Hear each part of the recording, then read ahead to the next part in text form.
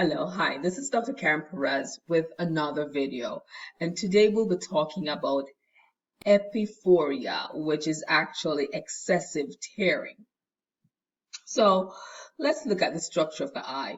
So we have the tear gland that actually produces the tear. After producing the tear, it washes the eyeball. Now, the tear that's produced by the tear gland exit the eye via two ports, one in the upper lid and one in the lower lid, called puncta. It also drains into the lacrimal duct and further going into the tear duct into the nasal area. And so that's why a lot of times when individuals cry, you see that their nose will run. And that is because that is how the tear exits the eye. Now, what is the cause for excessive tearing? It could be a paradoxical tearing, meaning that the person has dry eye, and dry eye, as a paradoxical reflex in a sense, excessive tearing is caused. Elderly are at risk for having teary eye, someone who has an allergy. It could also be an anatomical abnormality as it could be ectroponian or an entroponian. And what that is, for the ectroponian, it is when the lower eyelid is turned outwards, exposing the mucosa area. You could see the red mucosa area of the lower eyelid. For the entroponian, what that is when the eyelid is turned inwards. And what occurs sometimes with that is that you even have the eyelashes touching the sclera of the eye. It could be that there is some weakness of the eyelid or the lacrimal, which could be caused by Bell palsy, or it could be some obstruction that causes it.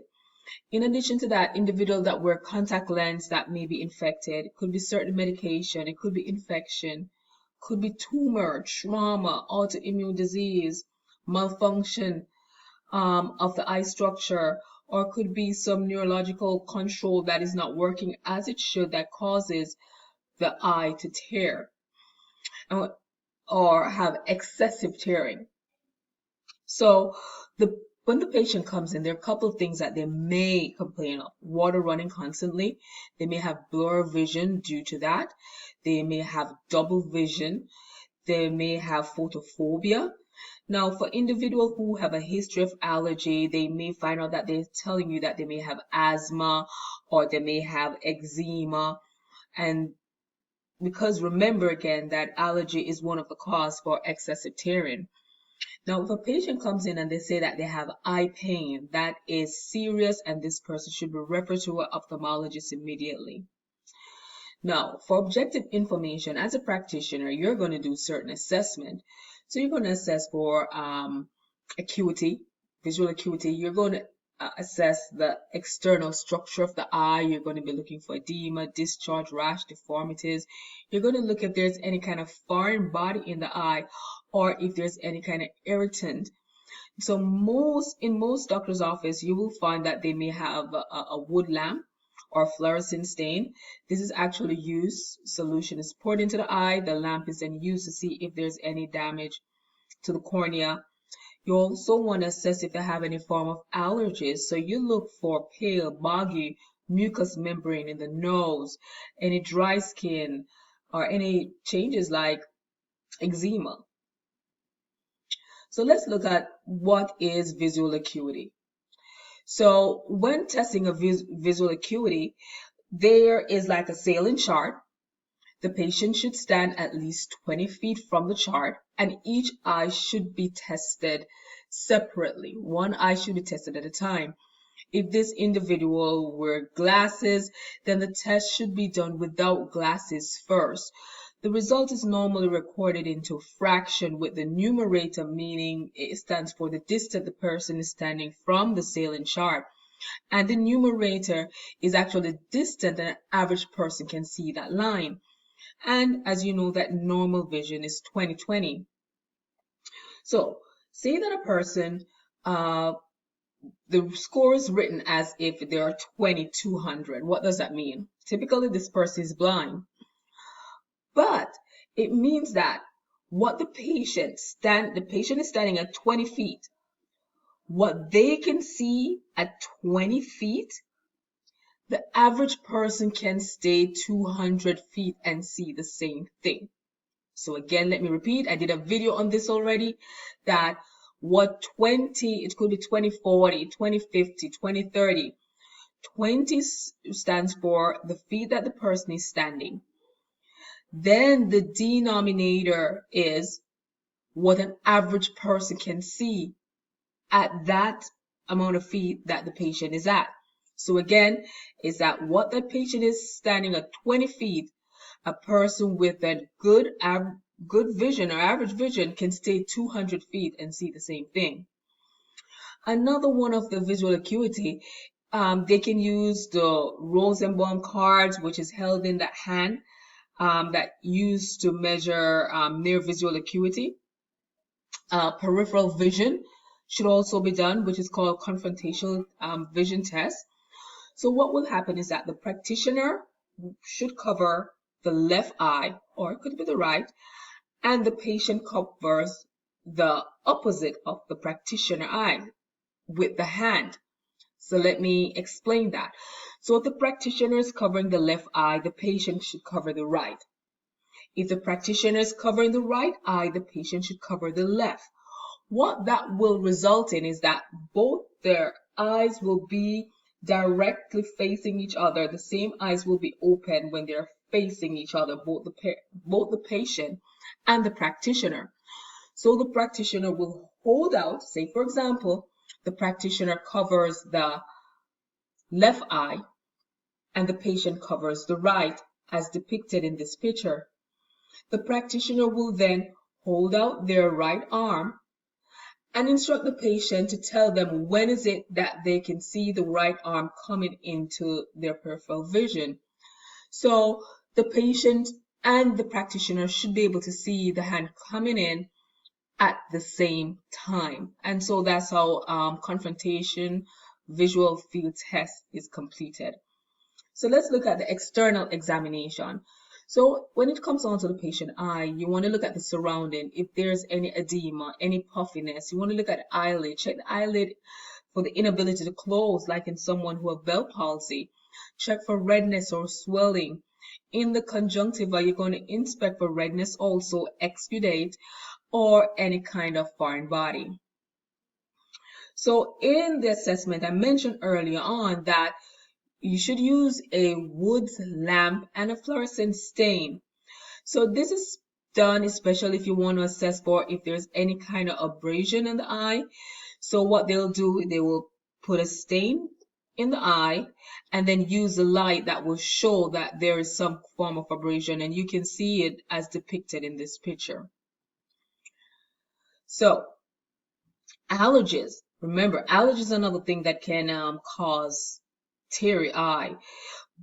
So you'll see runny eyes and runny nose with someone that have allergy, but keep in mind that in addition to that, what you will see is that they have pale, boggy mucous membrane along with the teary eye. So what is the management? So if this person has some form of trauma or infection, if it is trauma that is detrimental to the patient's health or high health, they should be recommended or referred to an ophthalmologist or the emergency room. But for basic trauma, then or acute, that can be managed in the primary care setting, topical antibiotic like eye drop will be given, or ointment. Do not, and again I'm going to say, do not use corticosteroids eye drop or any kind of anesthetic drop in the eye, because what it does, it blocks the healing process and then it can increase risk for infection. Now, if it's a foreign body that's in the eye, then you want to remove the foreign body, but what you use is saline irrigation, and this is done by using a Morgan lens or using a direct removal with moist cotton swab. So what a Morgan lens is, it's like a contact lens placed on a tubing. So this is an eyeball. This is an eyeball. These are the eyelids. And so they place like a contact lens in a sense that is connected with the tubing. Then they will flush this tubing or instill normal saline in this tubing, which will kind of wash the foreign body out the eye. So for someone with foreign body in the eye, they should rest the eye. The patch is not necessarily recommended for this individual. Now for allergies, if they have allergies, cold compress can be used. It can be used for comfort and also to relieve itching. Topical antihistamine, and when I say topical, I'm talking about could be solution or ointment that is put in the eye. NSAID, mast cell stabilizer, and even systemic antihistamine can be used. I'm going to go further into the medications later on in this video.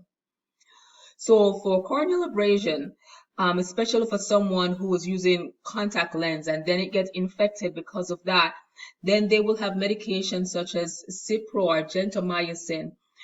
If it is a contact lens that causes infection and causes the abrasion of the cornea, then the person should not wear contact lens during treatment. Contact lens should be discontinued until the abrasion is healed and the antibiotic is completed.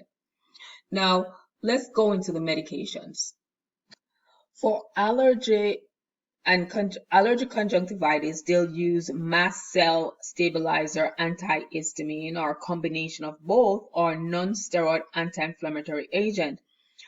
And so what mast cell stabilizer does is that they block a calcium channel essential for mast cell degranulation, thus stabilizing the cell and preventing the release of histamine, thus preventing tearing in the eye.